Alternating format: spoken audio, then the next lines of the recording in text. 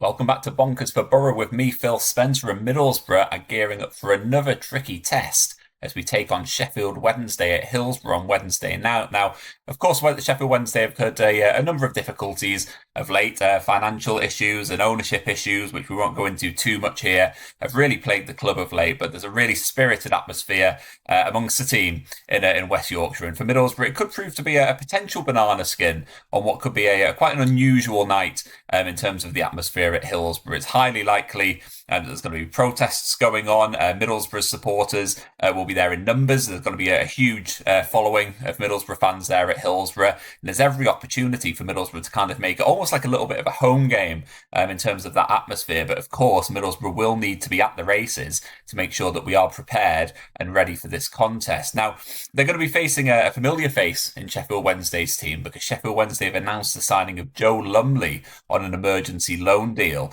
He arrives on a 7-day deal, but due to their goalkeeping predicament at the moment, and he'll be between the sticks for Sheffield Wednesday. And as someone put on Twitter earlier on today, it just seems inevitable that his inclusion in Sheffield Wednesday's team, it's either going to go one of two ways. It's either going to be an absolute masterclass from him, which is going to be really frustrating for Middlesbrough, or he's going to concede 4 or 5 and it's going to be absolutely hilarious. We're going to have to keep our eyes peeled for that one and see what Middlesbrough do against him and how much of a difference he makes for Sheffield Wednesday. But for Middlesbrough, it's going to be a big opportunity to pick up where we left off on Friday evening. Of course, Middlesbrough secured a 2-1 victory over Ipswich Town at the time. That puts back to the top of the table.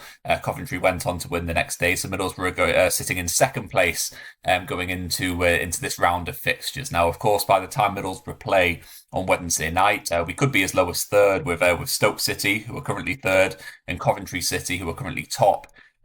Also in action, they're both playing away against Millwall and Portsmouth, respectively, on Tuesday evening. So I'm not exactly sure what the table's going to look like by the time we get into action on Wednesday night. But it is a massive opportunity for Middlesbrough to get another 3 points, continue where they left off at the Riverside on Friday night, and really put that poor performance and result against Portsmouth to bed. It was a bad time to suffer defeat, our first defeat in the Championship this season, just before the international break. It was a real blow, but the fact that we've come back, got that win against Ipswich, who are undoubtedly going to be up there at the top end of the table by the end of this season, that was a real boost, and it means that we have put that result behind us, and now hopefully we can start to kick on with another positive run of form as we face Sheffield Wednesday, and then of course we play Wrexham at the Riverside Stadium on Saturday. Now, for Middlesbrough going into this one, there's going to be a couple of big decisions to make. There were some big decisions made in that starting lineup against Ipswich on Friday night.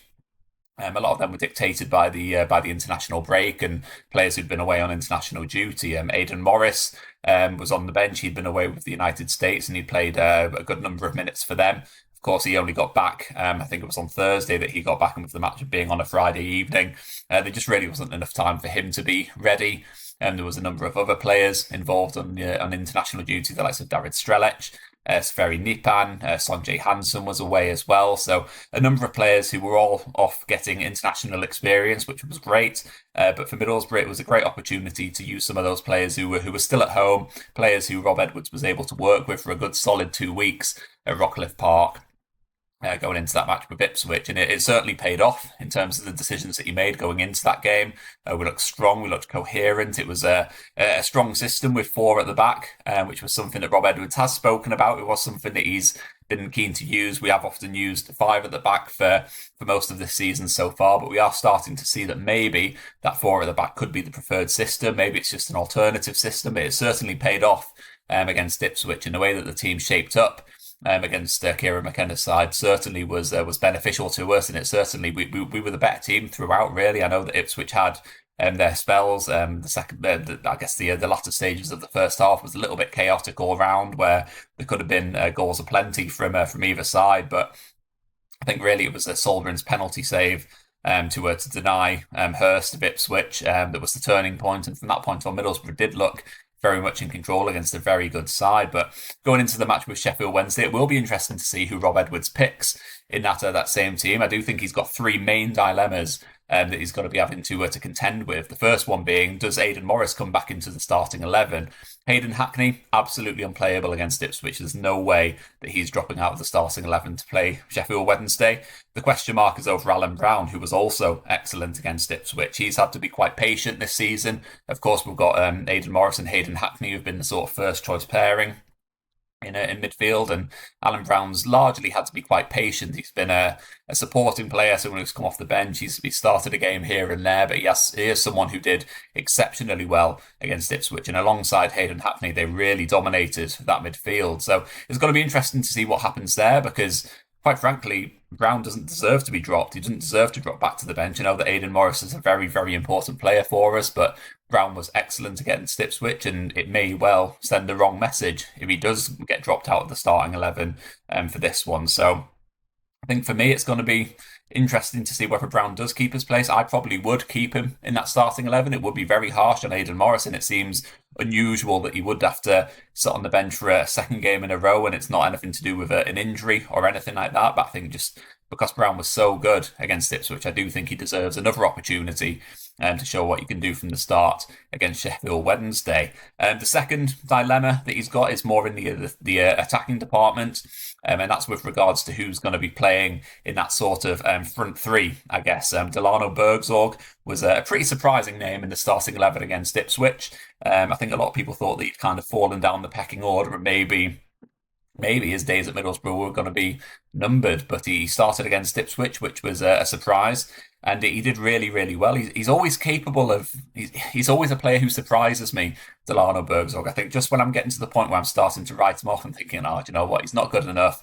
He's a player, he's now going to slip down the pecking order, and then he'll disappear off, and that'll probably be the end of him. He puts in a performance like he did against Ipswich, where he just realise that he does have that slight unpredictability, which makes him really quite dangerous on his day. His final ball's not the best. His composure in the final third isn't the greatest, but he does have a real burst of pace. He's very direct, and when he is on form and he's in that sort of mood where he almost doesn't care, which is a really weird thing to say, but he almost doesn't care, and that makes him really dangerous to play against. And he was excellent against Ipswich. It was probably his best game that he's had for Middlesbrough so far this season, albeit he hasn't played a huge amount of football, but he was great against Ipswich. And again, similar to Alan Brown, it's a question mark of does he deserve to be dropped against Sheffield Wednesday after such a good performance. Of course, we've got Sonjay Hansen, we've got Kali Sen, we've got Sverri Nipan, who could all come into the team in place of him. But the question mark will be, will Delano Bergzorg be in that starting 11? Does he deserve to be dropped? Or will he be replaced by a player who is potentially above him still in the pecking order, in someone like Nipan or Kali Sen or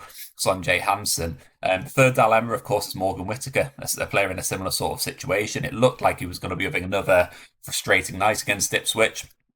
His first half and the bulk of the second half, he was very much like he's been so far this season, just quite ineffective, lacking confidence. But then he did get his goal, which was a massive moment for him, and I was so happy that he did get that goal, because he is a player who, he is a goal scorer. I know he hasn't scored goals for Middlesbrough, so that sounds a bit contradictory, but he is a goal scorer, and I do think that now he's found the back of the net, he will have that confidence to go out there, put in another good performance. And you saw it against Ipswich, how his game changed. He was a lot more direct, he was a lot more focused, he was a lot more ambitious in terms of trying to get towards goal and get a shot away.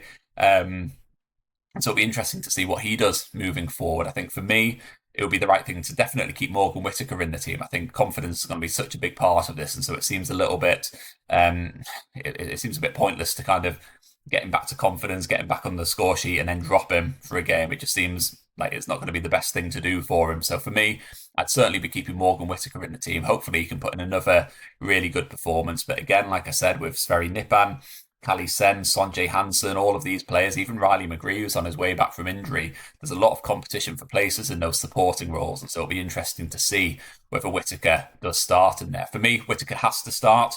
Delano Bergzorg, I'm a little bit more on the fence about him. It might well be that Rob Edwards decides to change things up and bring one of those players that I've just mentioned back into the team in place of him. But they're the three main considerations that he's going to have to make. I think the rest of the team pretty much picks itself.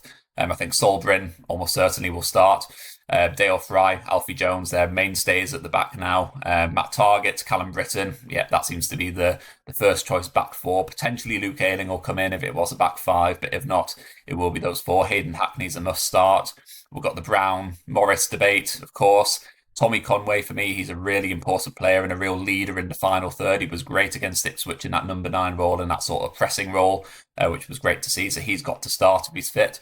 And David Strelec, he looked much better as well. He was playing in a slightly deeper role against Ipswich, a bit more of a number 10 / false 9 kind of role, which was a little bit more suitable to him and his skill set. So he did really well as well. So I think all of those players are certain to start. It's just those 3 main positions really where Rob Edwards is going to have to really decide who is going to be in the team and who he needs to get a result against Sheffield Wednesday, because ultimately every game is different, every opposition's different, and he will have to assess Sheffield Wednesday's side to decide who the best players are and who he thinks can be most effective against them. So I want to hear from you. I want to know who you think should start for Middlesbrough against Sheffield Wednesday and how you think Middlesbrough will get on at Hillsborough. Drop into the comments below. Let me know what you think about Middlesbrough's team going into that game and how you think they'll get on. And if you have enjoyed this video, please do hit like, please do hit subscribe, and there's going to be plenty more videos coming up very, very soon. I'll catch you later.